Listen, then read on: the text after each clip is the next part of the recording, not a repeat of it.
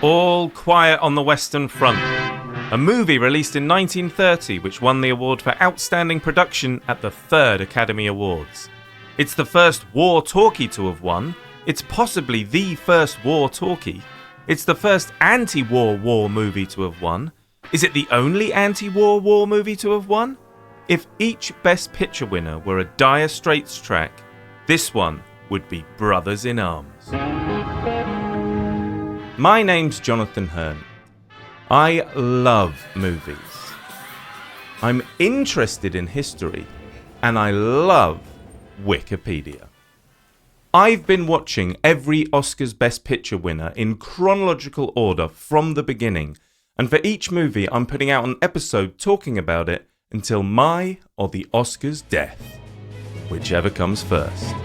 This is the next Best Picture! It's not.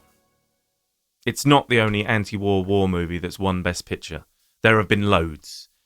However, thinking about this made me wonder what the criteria are for the categories war movie and anti-war movie. My system is whatever it says on Wikipedia. According to Wikipedia, 1930s All Quiet on the Western Front is a pre-code epic anti-war movie. By the way, if at any point during this I verge on descending a Wikipedia rabbit hole, we'll hear, "Follow the White Rabbit." Follow the White Rabbit. Follow the White Rabbit. 1930s All Quiet on the Western Front, directed by Lewis Milestone, begins with a title card with written, "This story is neither an accusation nor a confession, and least of all an adventure. For death is not an adventure to those who stand face to face with it. It will try simply to tell of a generation of men who, even though they may have escaped its shells, were destroyed by the war." Wow, we're clearly going to have some fun in this episode. This opening paragraph is torn directly from the book, published in 1929 and written by Éric Maria Remarque. Yes, this is the first Best Picture winner to be based on a Finnish novel, though not particularly notable as this was only the 3rd Academy Awards. The eagle-eared and human long-term memoried among you will recall in the first episode, Wings, that movie was actually based on a novel as well. However, it was based on an unfinished novel. I've been careful here to say 1930s All Quiet on the Western Front was the first Best Picture winner to be based on a finished novel. Not to be confused with a Finnish novel, which is a novel written in Finnish, whereas this is a novel written in German, but was finished. He finished it. Ich habe das Buch fertig geschrieben. Wikipedia described the movie as the first Best Picture winner to be based on a novel, without the qualifier finished. Turns out I'm more pedantic than Wikipedia, and I've checked. But not to worry, you will see that I have since amended it. Follow the White Rabbit. Not only does 1930s All Quiet on the Western Front begin with the opening paragraph from the original English translation of the book, but so does 1979's USA and UK and TV movie adaptation.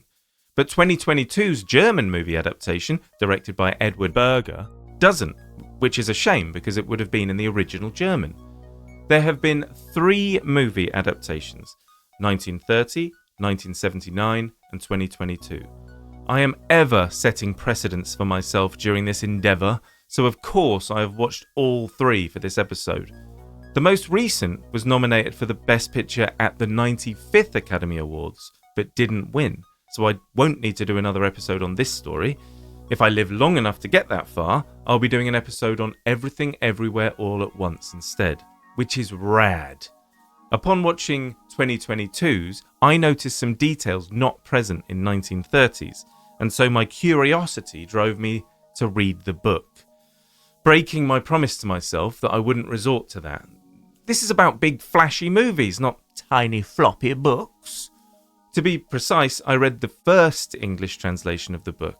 I've so far resisted brushing up on my GCSE exams generally taken at 15 or 16 years old, Deutsch, and reading Éric Maria Remarque's original text, or indeed reading Brian Murdoch's 1993 English translation.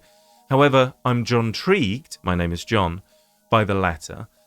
The very title, All Quiet on the Western Front, comes from the content of an official communiqué at the end of the novel. In the original German, it's Im Westen nichts Neues, a literal translation to English being nothing new in the West. Arthur Wesley Ween's original English translation creatively maps this to All Quiet on the Western Front, which sounds so poetic. But my aforementioned pedantry, and I did mention it before, is concerned, my name is John Hearn, it's concerned that the meaning has been altered. Brian Murdoch's 1993 translation instead renders the official communiqué at the end of the novel as there was nothing new to report on the Western Front, which is less poetic, but perhaps more poignant.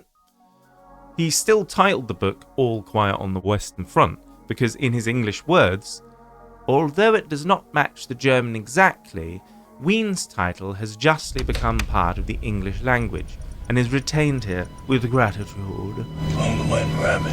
After the title card, the first shot of the movie has understated beginnings internally with two insignificant characters. A woman on her hands and knees cleaning the floor, and a man not. He talks excitedly at her about the progress of the war, them being in the relative comfort of fatherland civilian life, being aged and gendered out of it respectively. Then he opens the big double doors, revealing the daylit street outside, and we start to dolly towards it. Soldiers gallantly march by as women in bright hat-dress combos appear to get off on it. It's a cool shot which puts us straight into this world. The world of the First World War. And check the spikes atop the helmets. Wir sind in Deutschland. That's not a reveal, as I already mentioned the original novel was written in German. And Germany was a renowned key player in this very early 20th century European conflict. My name is John. The First World War was between two coalitions, the Allies and the Central Powers. Wikipedia's opening summary clocks it at the 28th of July 1914 to the 11th of November 1918, but further detail introduces increased nuance to its temporal spread. War doesn't tend to have specific opening and closing nights. It's not a West End play, though it does take place in a theatre, the theatre of war. This war's theatre was Europe and the Middle East, to call the latter by its Eurocentric name. Complicated geopolitical stuff led to the First World War, including economic competition between nations triggered by new waves of industrialization and imperialism. The key spark was a Bosnian Serb, Gavrilo Princip, assassinating Archduke Franz Ferdinand. Austria-Hungary declared war on Serbia, Russia defended Serbia. Due to a network of established alliances and treaties between countries, Germany, France and the UK were drawn in.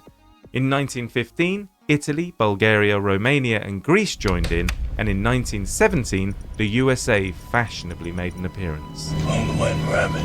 I know a lot of the surface details of this from the UKan historical sitcom Blackadder Goes Forth. You see, there was a tiny flaw in the plan. What was that, sir? It was bollocks. It was first described as the First World War only 2 months in by German biologist and philosopher Ernst Haeckel, presumably in German. There is no doubt that the course and character of the feared European War will become the First World War in the full sense of the word. It isn't actually that cynical to describe the First World War of which you're aware as the First World War. It slightly implies a prediction of future world wars, but if time is potentially infinite, then anything's possible.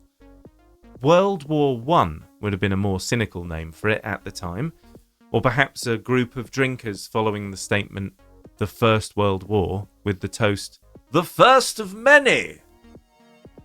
Many people died. 8 million military personnel were killed. The front was early mechanized warfare, churning through the lives of young men for 4 years without anyone in power accepting the futility of it. I've already covered the first Best Picture winner, Wings, and how it depicted the tail end of the First World War from the perspective of its USAN fighter pilots. That was released in 1927, almost a decade after the end of the war. Erich Maria Remarque's novel was published 2 years later and the movie All Quiet on the Western Front the year after that. A decade is a decent chunk of time, but it's not that long. Think of something that happened to you 10 years ago. Yeah? It still hurts, doesn't it? The war only ended the other day, and we have 2 Best Picture winning movies depicting all its explosions and death. And amazingly, All Quiet on the Western Front is a USAan movie, but from the perspective of one of their opponents in the war, the German Empire. Or more accurately, from the perspective of its disillusioned young soldiers experiencing the abject horror of trench warfare without understanding the purpose of it all. And this is one of the things this movie puts across. The French certainly deserve to be punished for starting this war. Everybody says it's somebody else. Well, how do they start a war? Well, one country offends another. How could one country offend another? You mean there's a mountain over in Germany gets mad at a field over in France? Well, stupid, one people offends another. Oh, that's it. I shouldn't be here at all. I don't feel offended. It doesn't matter which side you're told you're on. All these young men have been cast into the same fires of the same Mount Doom. Oh, by the way, J.R.R. Tolkien fought in the First World War. Didn't affect his work, though. Didn't affect it. When ramen. All Quiet on the Western Front centres on some fictional young soldiers. Not long after the opening establishing shots of the movie, we see more soldiers marching through the street. No, we're not focusing on these lads. The shot continues dollying back through a large window and across to reveal an old lecturer passionately lecturing from his lectern. We pull back further, revealing young lads sat at their desks being lectured. The marching soldiers can still be seen through the windows. It's a cool shot. This should win Outstanding Production. The lecturer is Professor Kantorek, played by Arnold Lucy. He's encouraging these students to run towards oncoming machine gun fire. You know, for their country. Guess what? They do! I'll go. I want to go. Count on me. During this scene, we meet our main character and his soon-to-be brothers-in-arms. Each one gets a close-up. The first has a little daydream about proudly flinging open the door to his home in full uniform to show his parents. My God, you look like a gangster. Sorry, that was from Goodfellas, and I have no idea if Martin Scorsese based that scene on this one. In this one, the actual reaction from his mutti is horrification. You are too young. Horrifying him and triggering him to begin to disuniformify until his father comes in, suspiciously wiping his hands, and looks intensely proud about the idea of his offspring willingly running towards oncoming machine gun fire. You know, for his country. Like I said, each one of these young, bright-eyed new enlisters gets an establishing classroom close-up, but let's meet them later on when they're all briefly visually re-established in the field. Their company has been ordered to do wiring duty. Last night I was too hungry to sleep, and tonight when I get the wrinkles out of my gut, they think up wiring duty. Well, here's your chance, heroes. For the fatherland. Come on, get your stuff and let's get out of here. They're driven out to decorate a trench with some nice barbed wire. The hardened soldiers among them have some banter with the driver. If there's any of you left, I'll pick you up in the morning. Well, if that ride you gave us didn't kill us, nothing will. And be on time. I don't want to miss my breakfast. Then there's a shot from behind them all marching into the night, with each of our young new recruit characters looking back one by one, starting with our main character. Paul Baumer, played by Lou Ayres, then Franz Kemmerich, played by Ben Alexander, shot of some horses galloping by, pulling a cart as the lorry drives away, then Bane, played by Walter Brown Rogers, some guy, can't remember which one he is, shot of the lorry disappearing into dust and fumes. Okay, it doesn't show all of them, back to the classroom. Albert Kropp, played by William Bakewell. You mother! Muller, played by Russell Gleason. Why did this movie win Outstanding Production at the 3rd Academy Awards? It's got some fantastic shots in it, explosive special effects, and its subject matter is viscerally dramatic, relevant and poignant. It was up against fellow nominees The Big House, prison drama, Metro-Goldwyn-Mayer, Disraeli, historical, Warner Brothers, The Divorcee, drama, Metro-Goldwyn-Mayer, The Love Parade, musical comedy, Paramount famous Lasky Corp. 1930 was so far the only year in which 2 Academy Awards ceremonies were held. They shifted the third awards to the 5th of November, remember it? To make it closer to the eligibility period of the 1st of August 1929 to the 31st of July 1930. The second awards only having taken place the 3rd of April 1930, approximately 7 months earlier. I lamented in the previous episode that the second awards had no awards for sound, despite it being the Talkie-splosion one. But not to worry, the third awards was the first to include Best Sound Recording. The greatest achievement in sound recording was also awarded to The Big House. It was won by Douglas Shearer for The Big House, which I think is fair enough, because the quality of some of the sound recording in All Quiet on the Western Front is a bit suspect. Though I haven't watched The Big House. Hey, I've already watched 4 movies for this episode.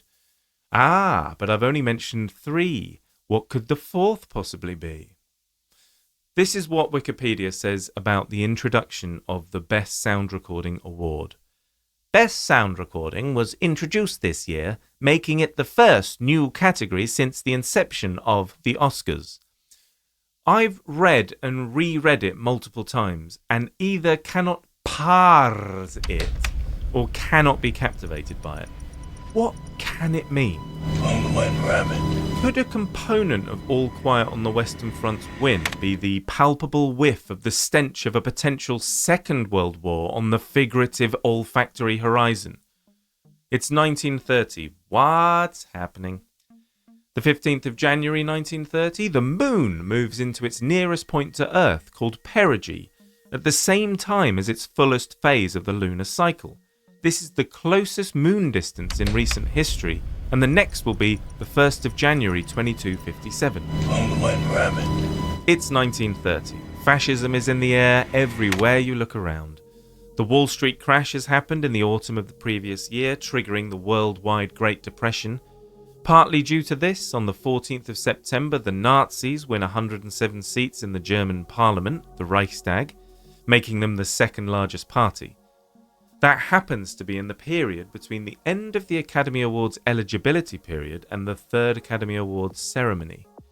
Did people have another world war on their minds at this time? I'm not sure, though that sentiment certainly built throughout the rest of the decade. Wikipedia describes All Quiet on the Western Front as a pre-code movie, i.e. released before the introduction of the USA and major studios' self-censoring Hays Code.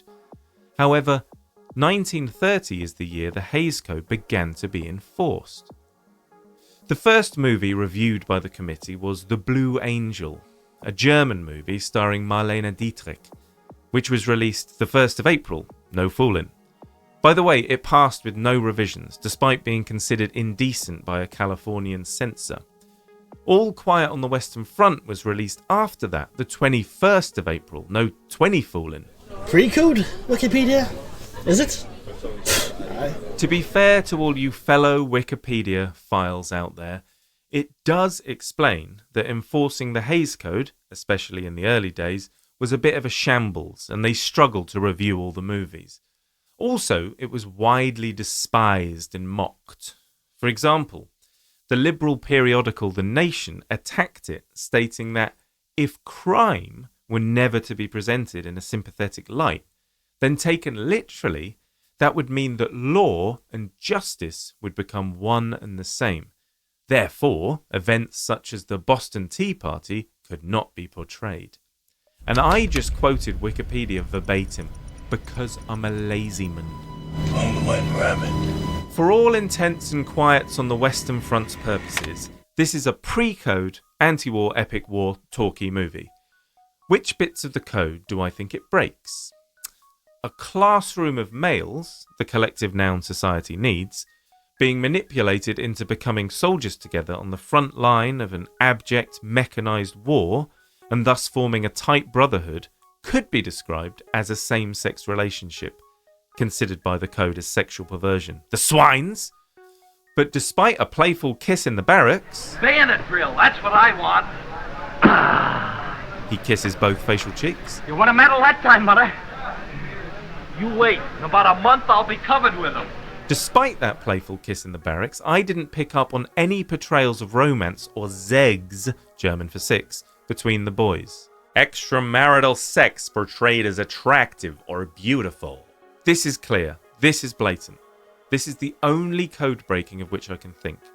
It's very faithful to the book as it is in 1979's, but 2022's manipulates it by quite a stretch by having Müller see three French farm women in a field, wander over to them in broad daylight, then return during the night sniffing pants. Sorry, I've misremembered that. It's a scarf he has, but he does give it a little sniff. And so does Baumer. And so does everyone else, to Müller's dismay. That's not how it goes down in the book, nor 1979's adaptation, nor 1930's, which I'm supposed to be talking about. Our main character, Baumer, is with Kopp, and they find themselves in a rock-hard place between them whilst gazing at a poster which includes an illustration of a woman. I'd forgotten there were girls like that. There aren't. Just look at those thin little shoes. She couldn't march many miles in those. Oh, don't speak about marching. You're boring the young lady. 1,000 pardons. How old do you think she is? Oh, about 22? No. That'd make her older than us. She's 17. Remember, these dudes are about 19, 20... Oh, and it's 1930. No, it's 1917. They've made her the same age as the 20th century. She's a 20th century fox. Though this movie was Universal Pictures Corp., and Fox Film Corporation and 20th Century Pictures didn't merge to become 20th Century Fox Film Corporation until 1935. White rabbit. Anyway, the woman is depicted alongside a dapper gentleman. We wouldn't have much of a chance with him around. Baumer eliminates their rival's survival by literally and figuratively tearing him away from her. They regard her new singlehood with delight for a time, before their imaginations get the better of them with talk of bathing for this graphic sex object. We could take a bath, wash our clothes, all right. I might even go so far as to get deloused. Deloused for an illustration? We've all done it. Tjaden and Lair show up to lair the tone. Personally, I like 'em bigger around. This conversation was on a high moral plane up to now. Now we do need a bath. And they actually bathe in the river. This water's freezing. This romantic business has gone too far. But think of her beautiful eyes. Oh, their hair. The other two lads join them. Here we are. You're not gonna miss a thing. Go away. What are you doing here? Bathing. On the opposite bank appear living, breathing, agencyed French farm women. Women.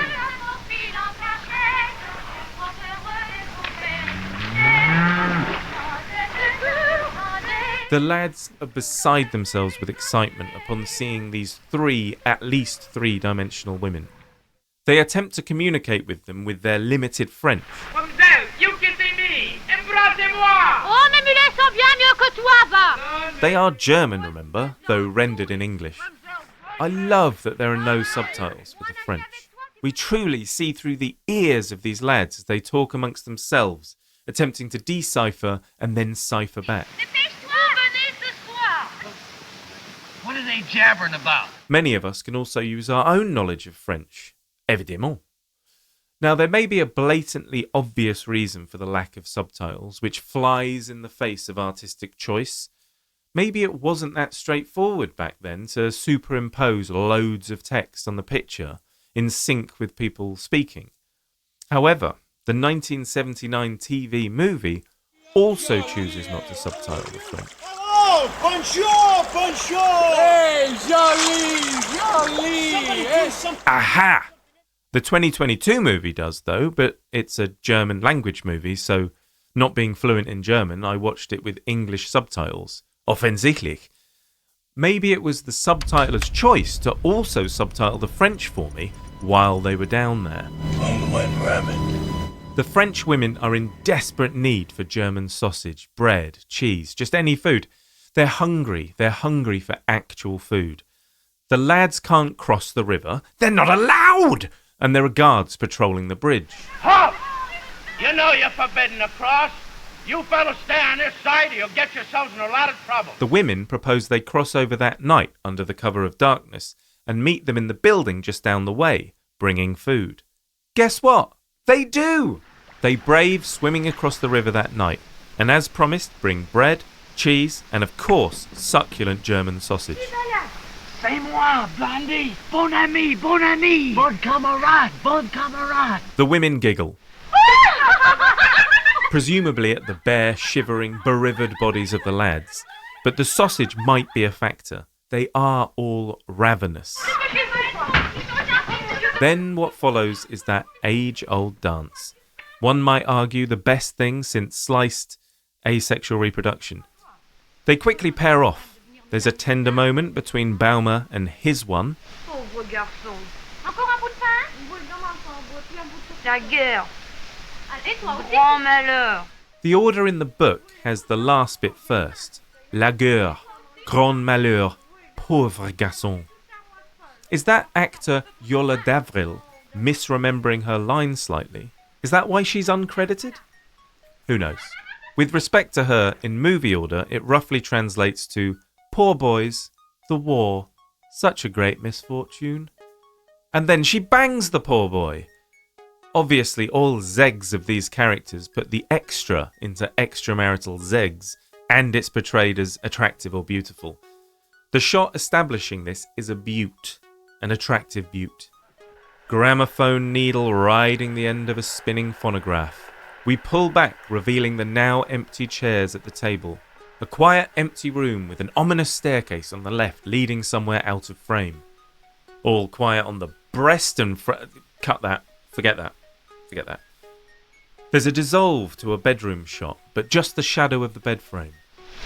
Pauvre garçon.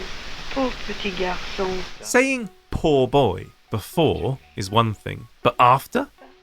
Aside from that, he rambles some inane pillow talk, or perhaps confession sur l'oreillère, or rather Bettgeflüster. Let's give them some privacy. All Quiet on the Western Front is a milestone. It was directed by Louis Milestone. Mr. Louis Milestone, the director of All Quiet on the Western Front, was given the award for the outstanding achievement in direction. His direction, according to Wikipedia, is considered by many to be key to the movie's success. Author Mike Mayo wrote in 1999, "Without diluting or denying any criticisms, it should be said that from World War I to Korea, Milestone could put the viewer into the middle of a battlefield and make the hellish confusion of it seem all too real to the viewer. Steven Spielberg noted as much when he credited Milestone's work as partial inspiration for Saving Private Ryan. Louis Milestone made significant contributions to the genre of war film." Oh, Saving Private Ryan's getting a mention. I mentioned it in the first episode, in the John text, my name is John, of that I'd never seen it. Well, I can now reveal it's the fourth movie I watched for this episode, as I foreshadowed earlier. Foreshadowed.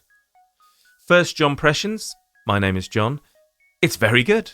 The D-Day landing scene at the beginning is harrowing. I hadn't had a great day, and that wasn't the right movie to be watching at the end of it. It includes this line, Saving Private Ryan, which is the name of the movie, and is something all movies should do, lest we all leave the cinema dissatisfied. I wouldn't put it in the anti-war war movie category. 1, it starts with the USAN flag filling the frame. 2, the premise is care towards specific USAN citizens / optics / propaganda / whatever. 3, the Second World War is usually seen as a just war, so any Allied suffering can come across as a necessary sacrifice. Though the movie does pepper in a bit of the Allies did some war crimes too. What? I'm sorry, I can't understand what you're saying. But with perhaps a crime of passion garnish. I've only seen it once. Maybe it is an anti-war movie, though remember my criterion? Whatever Wikipedia says. Well, Wikipedia describes it as just an epic war movie. Ha! I was right! On went rabbit. Saving Private Ryan was nominated for Best Picture at the 71st Academy Awards, but didn't win. I'll be doing an episode on Shakespeare in Love instead. At my current rate of about 3 episodes a year, that episode will be out around 2048. Life is Beautiful was also nominated that year, which is an incredible movie. The Thin Red Line was nominated too, and Elizabeth. Haven't seen either. That's 3 Second World War nominees and 2 Elizabethan ones. You'd have thought the last Academy Awards of the 20th century might have picked one of the Second World War ones. This might be due to an alleged controversy that year suggesting Miramax's Harvey Weinstein strong-armed everyone into voting for his Shakespeare in Love in multiple categories. Possibly one of the worst things Harvey Weinstein's ever done. On went rabbit. Okay. This episode isn't about Shakespeare in Love or Saving Private Ryan, but the reason I've brought up the latter is that apparently Steven Spielberg cites All Quiet on the Western Front as a partial inspiration. The character who says Saving Private Ryan is Mike Horvath, played by Tom Sizemore, who looks ever so slightly similar to a poster for 1930s All Quiet on the Western Front, featuring a painting of the character Bane, played by Walter Brown Rogers. Is that an example of Spielberg being partially inspired? Unlikely, he's the director, not the casting director. Bane, off the poster... Look, I'm going to struggle to avoid spoilers during this thing. He's the first of the gang to die. Oh my. He's the only one initially not willing to run into oncoming machine gun fire. You know, for survival. But they convince him. Don't be a quitter. Come on, Bane. Stick together. That's what we've got to do. Let's all stick together. We'll be generous before we're through, Bane. All right. I'll go. That's the way. When on the aforementioned wiring duty mission, a shell explodes nearby. Now you're going to see some shell fire. And you're going to be scared, see? Bane drops to his knees, grabbing their avuncular leader Stanislaus Kaczynski, played by Louis Walheim. It's all right, boy. Get up. Bane gets up and looks like an ashamed John Belushi. Well, he just generally looks like John Belushi. Yeah, never mind. It's happened to better men than you. And it's happened to me. When we come back, I'll get you all some nice, clean underwear. Bane isn't having a good time. At the trench, they roll out the barbed wire in the dark, but it starts to rain. Shells. They pour into the trench for cover. One of them dives into a ditch and a shell drops nearby.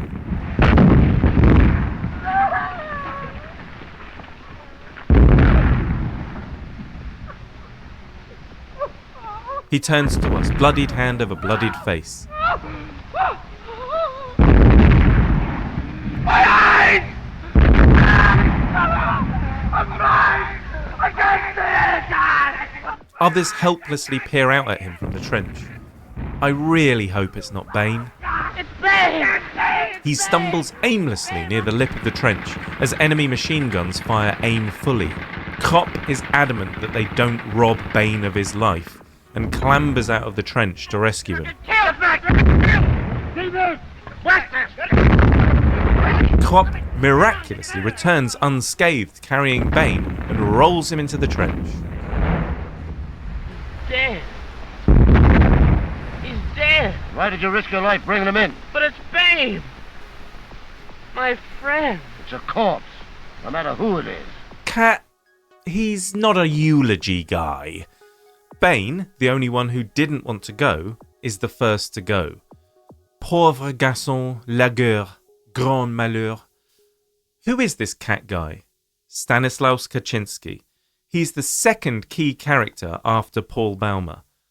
Baumer is through whose eyes and ears we're shown the experience of being literally entrenched in the First World War.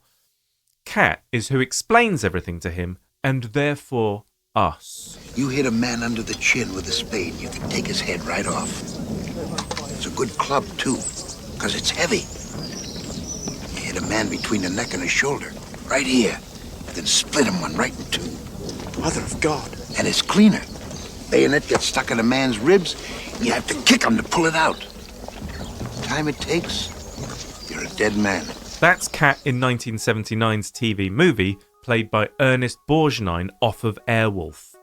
He's also in at least 2 Best Picture winners, 1953's From Here to Eternity and 1955's Marty, for which he won Best Actor. In 1979, he was 62, 22 years older than Cat is in the book. I have to say, his physical appearance tests one's will to suspend disbelief. Why is this old man fighting in the trenches? He's a bear-like man, though, which I think works. Who else has played Kaczynski? Originally Claire Grogan, and then later Chloe Annett. Oh no, that's Kaczynski from the UK and sci-fi sitcom Red Dwarf. I'm getting myself John fused. My name is John. By the way, the fictional character Christine Kaczynski has her own Wikipedia article. Who'd have thought Red Dwarf fans would be into Wikipedia? In 2022's movie adaptation, Kaczynski is played by Albrecht Schuch, who I think is too pretty to be the battle-worn, cynical thug with a heart of gold.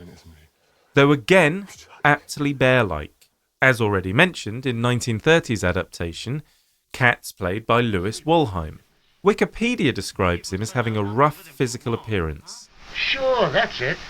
I guess I kind of see it. I think he fits the role really well. Full bear.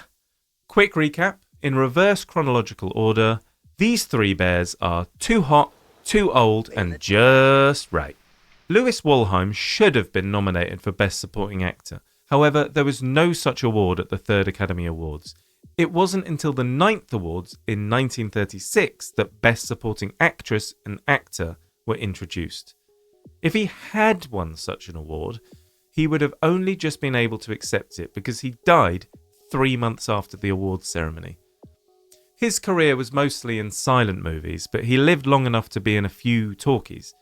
He was originally advised to get into movies by brothers John and Lionel Barrymore, Drew Barrymore's grandfather and great-uncle respectively. Another interesting character is Corporal Himmelstoss. He's played by John Ray. So, we have no spirit, huh? John Ray was in a 1937 movie considered to be an early film noir called You Only Live Once. These days people abbreviate that to saying the acronym YOLO. People also use FOMO, which is inexplicably an acronym for Fu Only Miv Once. Himmelstoss first appears very early on in the picture, in one of the establishing, relatively happy scenes. He's presented as a smiley, smiled-smannered Postman! A postman with a rad uniform. War is war, and snuff's is snuff, so business must go on. You didn't leave the mail yet this morning. This is the only time we see him in this uniform, though. This is the last mail I deliver anyhow. What? Tomorrow I change uniform. You're going in the army? Yes, I was called. I'm a sergeant in the reserves, you know. I'll be called myself if it doesn't end in a few months. It will, though. I'm sure you're right, Mr. Meyer. That classic First World War trope. Everyone apparently assumed it would be over by Christmas. But which Christmas? I told myself I'd have this episode out before Christmas, but I never specified which. I love when we next see Himmelstoss, the stark contrast. My name is John. Himmelstoss is marched into the room with a stern look and a sterner uniform. It's Himmelstoss. So it is. And all dressed up. Hello, Himmy. You didn't think you'd see me again so soon, did you? Himmy leaves his hand unshaken, sure to cause a stir. See my rank? Sure. Fall back then. Himmelstoss, we certainly are glad to see you. What did you say? I was going to say... Never mind. What's the matter with you, Himmelstoss? When you address your superior officer, say sir. Where'd he get such a nice uniform? Was he in the mail force, Himmy? Quiet. My dear fellow, you're shouting. Oh, come on, Himmelstoss. We know you. Take off the false whiskers. I believe you mean it. You'll find out that I mean it.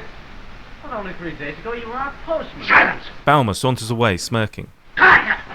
Baumer turns back and stares at him, then returns to stand opposite him. Line up! Line up! This has already been a lovely long shot, and it continues with a dolly back into the room, showing all the lads racking up a line for Himmelstoss. The mic presumably moved with the camera, and it poorly records his maniacal laugh. This once humble postman is now responsible for the delivery of a different kind of mail to a different kind of post. The power goes to his head, like a postage stamp on the back of a letter, like it's the picture of the head on the stamp which carries the power to deliver the letter. That it doesn't work. Strike through. Not sure what that means. He's unnecessarily horrible to them during training, and they eventually take revenge by waiting for him late at night as he stumbles home drunk. Lie down. Roll forward. He trips over their tripwire, and they drop from a tree and wrap him in a sheet. They then beat his ass with swords, carry him off, and drop him in a muddy puddle. Do not cross these boys. In the 1979 adaptation, Himmelstoss is played by Ian Holm of Movie Bilbo. You're right, Gandalf. Radio Frodo. Well, you didn't think they'd miss it, did you? The Borrowers. There's no worse human being than a boy. And Ash in Alien fame. What's the point? It's possible he's my favourite actor of all time. We don't see Himmelstoss again until a very long time later, when he suddenly appears on the front line, having been sent to reluctantly fight. The lads find this hilarious and no longer recognise him possessing any authority over them. Would somebody give General Ludendorff a nice, comfortable chair? Come on, George, your superior officer! Do you want to be court-martial for this? I do. There's going to be a big attack tonight, and I'd just love to get out of it. Will you obey my orders? Baum has already become too disillusioned to put up with any of this. It isn't customary to ask for salutes here. But I'll tell you what we'll do. We're going to attack a town that we tried to take once before. Many killed and many wounded. It was great fun. This time you're going with us. If any of us stops a bullet, before we die, we're going to come to you, click our heels together and ask stiffly, "Please, Sergeant Himmelstoss, may we go?" You'll pay for this. You. There are so many excellent shots in this movie depicting the actual warfare. One such is a tracking shot following Himmelstoss running across the battlefield. As bombs whistle and fall, he dives into cover whimpering. Baumer isn't going to put up with this either. I moved it! Just a scratch, you yellow rat! Up! Get on with the others! Up! You yellow rat! Thinking yellow rat? Let the others do it, eh? Get up! Get up! I think the movie wants me to say that this bully turns out to be a coward, but he's running into oncoming machine gun fire and shells because they forced him to, just like everyone else. Remember, kids, desertion was punishable by death, much like non-desertion. Forward! Forward! Down here! Command! Was forward! Forward! Their command is his command. Forward! He gets back up and runs forward. Forward! He's not backward at running forward, and a shell drops and he falls forward. The so-called yellow rat has been killed. These trenches are rife with rats. Actual rats. During one of the scenes in which they all sit sheltering from the bombing, there's a close-up shot of Cat inadvertently revealing a rat, which hops away. He has an apt name. That's Oscar. He throws a shoe at Oscar. I say Oscar the Rat is aptly named, but this movie is from 1930. The Academy Award for Merit statuette was likely not yet nicknamed Oscar at that time. The earliest record is the 5th of December 1933. The date of the awards had been shifted to early 1934, so technically there wasn't an award ceremony that year, and Relman Morin wrote, "What's happened to the annual Academy banquet?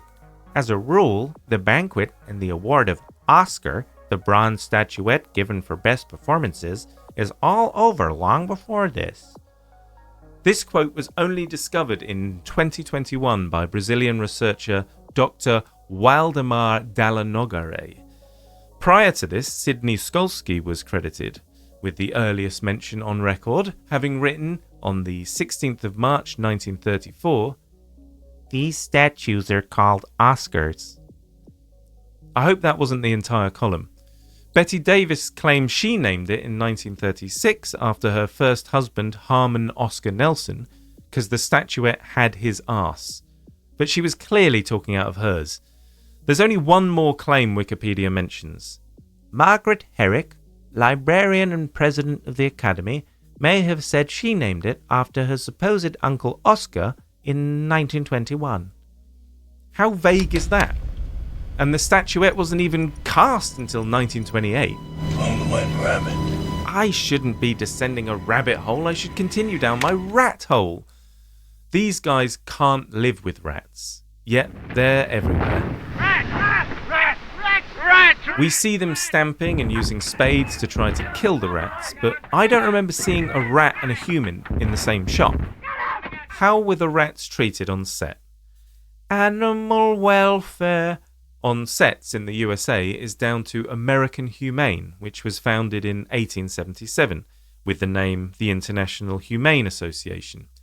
It began as an amalgamation of 27 organisations from across the USA in order to tackle the mistreatment of animals being transported between the East and the West. I guess North-South must have been fine. It wasn't until 1940 that they got involved with the movie industry. People protested the public release of the movie Jesse James because of a particular scene. Brace yourselves.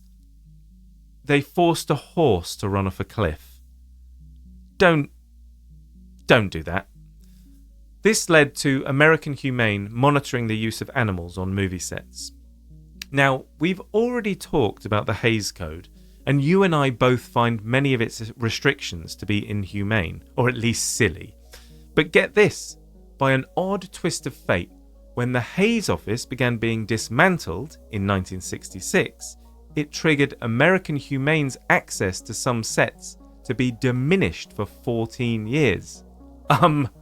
Forgive me, but might there have been possibly a baby in that bathwater you just threw out?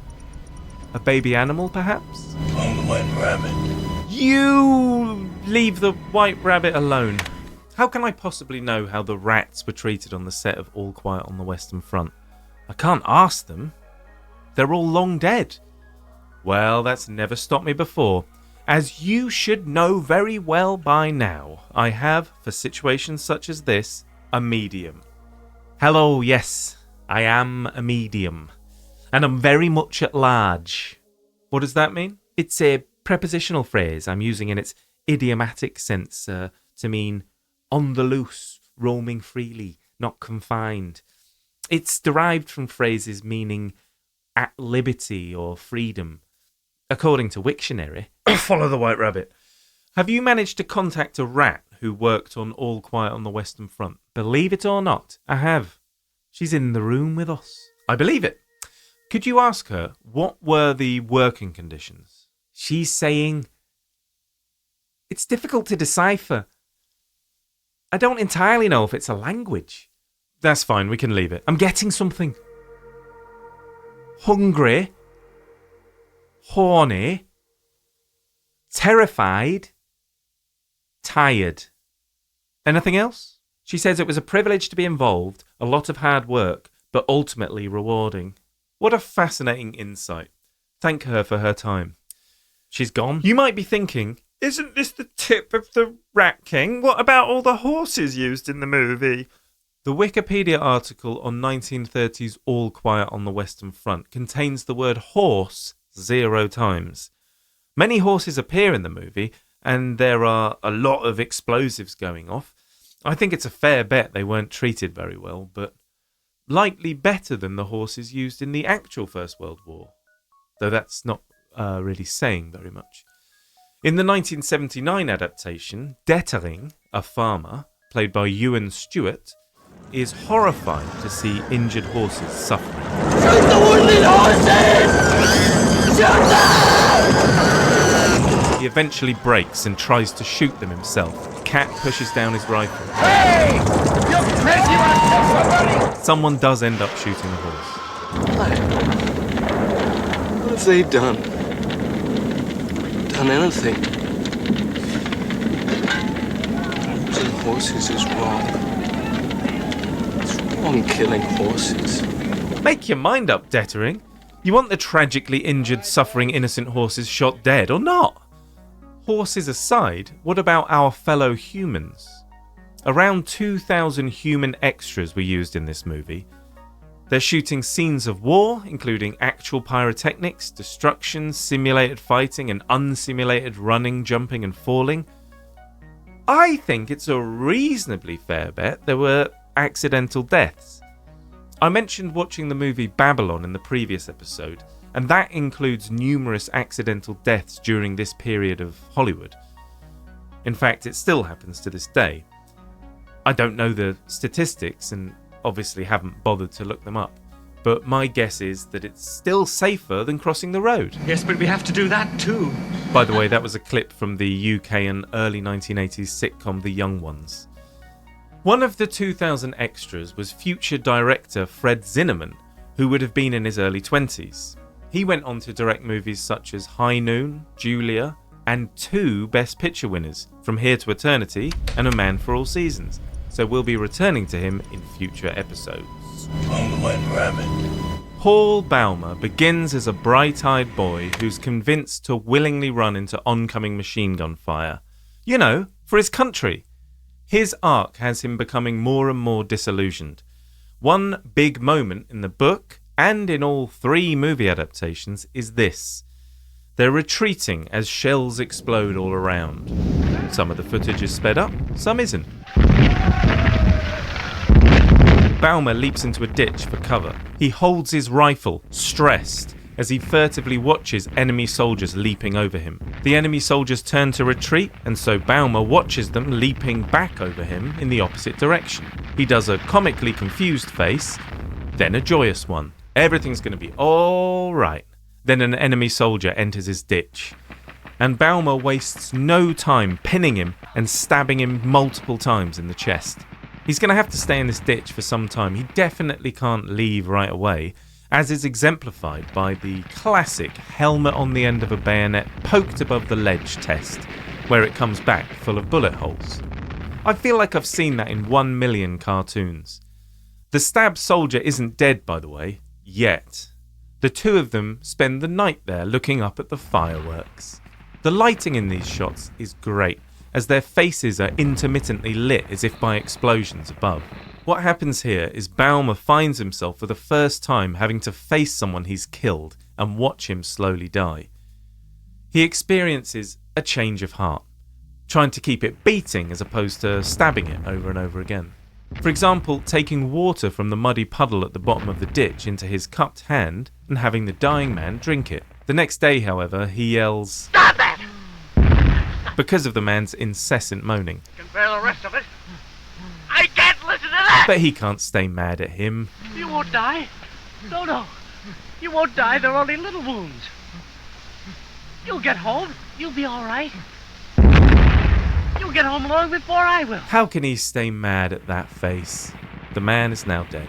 You know I can't run away. That's why you accused me. I tell you, I didn't want to kill you. I tried to keep you alive. If you jumped in here again, I wouldn't do it. You see, when you jumped in here, you were my enemy, and I was afraid of you. But you're just a man like me, and I killed you. Forgive me, comrade. Say that for me. Say you forgive me. Oh, no, you're dead. Only you're better off than I am. You're through. They can't do any more to you now. Oh, God, why did they do this to us? We only wanted to live, you and I. Why should they send us out to fight each other? If we threw away these rifles and these uniforms, you could be my brother, just like Cat and Albert. You'll have to forgive me, comrade. I'll do all I can. I'll write to your parents. I'll write to... On his body, he finds papers and a photo of his wife and daughter. Didn't I tell you how much fun we'd have in this episode? Baumer is definitely in need of a break, and don't worry, he does get one. Later on, he's injured and spends some time in a hospital, recovering and chilling. I'm not going to the dying room. But we're going to the bandaging ward. And why are you taking my clothes? You're lying to me. But I'll come back. I won't die. But they were telling him the truth. They weren't taking him to the dying room. Albert! Albert, I've come back. I told you I'd come back. Look, everybody, I've come back. Balmer gets to go back home. There's an establishing shot of a quiet, peaceful street as a veteran with an amputated leg crosses the road with the aid of crutches. Balmer carries food under his arms and stops briefly to look at a woman with her infant son who is playing soldier with a toy sword. At least I think it's a toy. It must be so much nicer for Balmer to be back home. He visits his dying mother, who says some comforting words. Oh, Paul, you're a soldier now, aren't you? But somehow, I don't seem to know you. And his dad takes him to the pub with the lads. We're behind the lines, but we know how to honor the soldier who goes on in spite of blood and death. Gentlemen, my son. He's given some advice he already knows. You must give the Frenchies a good licking. Balmer gives a knowing look. What will the Hays Code think? Their only chosen topic of conversation is... oh, the war! They mention it multiple times, and I think they get away with it. They seem to know a lot about it, spreading a map out on the table and poring over it. Give us a hand there, men. Now then, there's the line. It runs so. In a V. Here is San Quentin. You can see for yourself. You're almost through now. All right? Shove ahead out there and don't stick to that everlasting trench warfare. Smash through the Johnnies, and then you will have peace. When you get in it, the war isn't the way it looks back here. Oh, you don't know anything about it. Of course, you know about the details. But this relates to the whole. The men end up getting pretty heated about tactics. First, the enemy lines must be broken through in Flanders. On to Paris. Push on to Paris. Right. No, not in Flanders. Now I tell you just where the break should come. Here.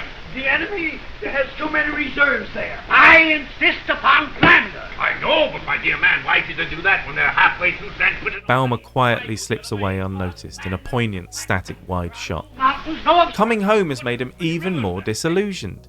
He happens upon his old school.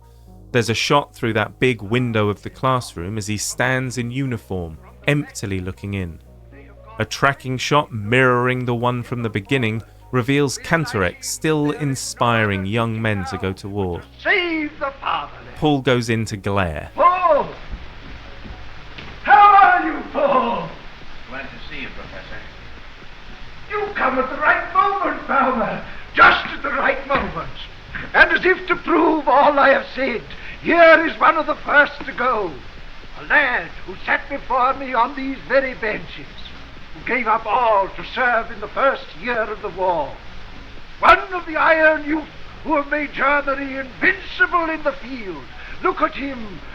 This new batch of lads seem even younger and keener. Obviously, Balmer's invited to speak, and obviously he drops the mic. I heard you in here reciting that same old stuff, making more iron men, more young heroes.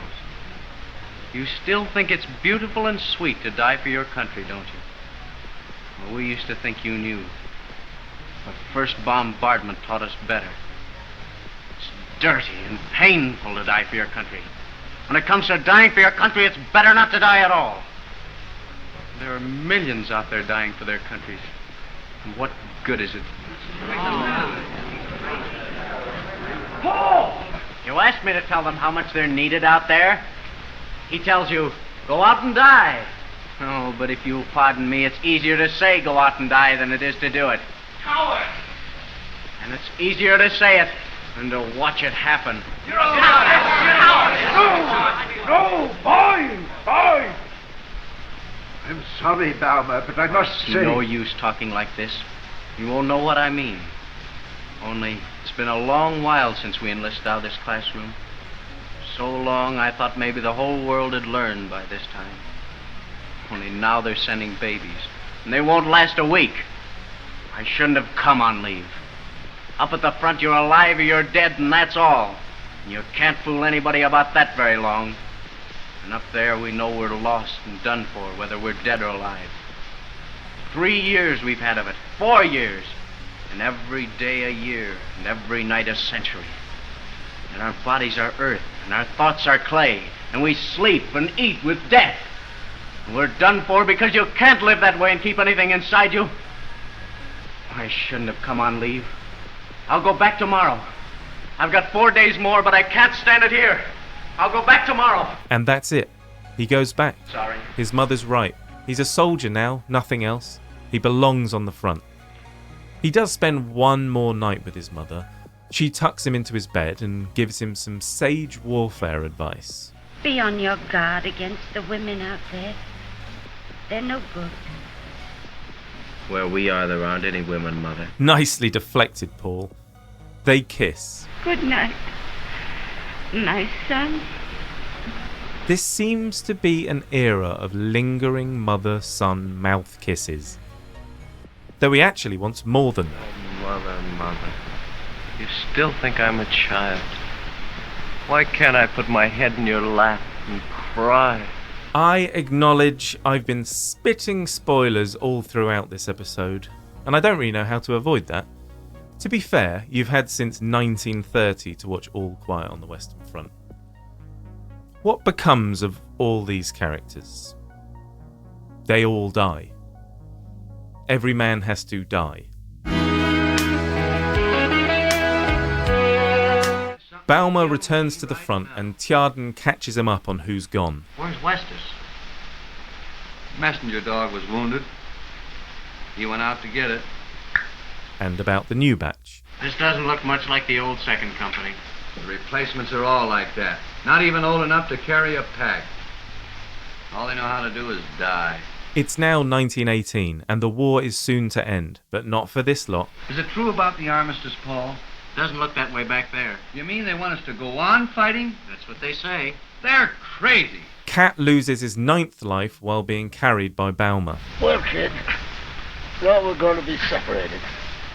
Maybe we can do something together later on, when the war's over. Yes, kid. You give me your address, I'll give you mine. A bomb drops nearby, stopping Balmer in his tracks. But he then carries on as a cat carrier. You can't get both of us in one day. Close-up of Cat's bleeding head. We'll surely see each other again, Cat. Remember that day when you brought the whole pig into the factory? And that day in the woods when you taught us how to dodge shells? My first bombardment. How I cried. I was a young recruit then. He carries him all the way to the dressing station where the news is broken to him so very delicately. You could have spared yourself the trouble. He's dead. No, while Balmer sits by Cat's body, the two medics do show some compassion. Your deal. Get his name and number? Corporal Stanislav Kaczynski, 306. Balmer slowly gets to his feet and stumbles out of the tent. War is hell. I wouldn't wish it upon my worst enemy. Continue the negotiations. My name is John. And we finally lose Balmer himself. He notices a beautiful butterfly just outside his trench. He reaches out to it, not realizing a sniper has seen him. The close-up of his arm was filmed during editing when none of the actors were available. So it's actually the arm of director Lewis Milestone that we see. The final shot of the movie is that shot from earlier with all of the lads marching and looking back one by one, but this time superimposed over a veteran's cemetery with its stark white crosses. No sound, fade to black. All Quiet on the Western Front is a pacifist movie. A lot of people had a problem with that. It premiered in Berlin on the 4th of December 1930, and Nazi brown shirts led by Joseph Goebbels set off stink bombs, threw sneezing powder, and released white mice. Oh, how childishly comical. They also yelled out Judenfilm, Jewish film. It was banned in Germany until 1952. It was also banned in Victoria, Australia because of its pacifism, and the book was banned across all of Australia. The movie was banned in France until 1963 and Italy and Austria until the 1980s. So maybe you haven't had since 1930 to see it. Sorry for all the spoilers. Now, how would I rank the 3 movie adaptations of All Quiet on the Western Front? As pieces in themselves, and considering their faithfulness to the novel, My Name is John, I think I'm John Klein, My Name is John, to put 1930s first, then 1979's, then 2022's German one last, but only because I couldn't understand a bloody word they were saying. In conclusion, My Name is John, All Quiet on the Western Front is the best movie I've seen so far for this endeavour. The next best picture. The next best picture will be Cimarron. Please do your best to join me for the next best picture in the next best picture.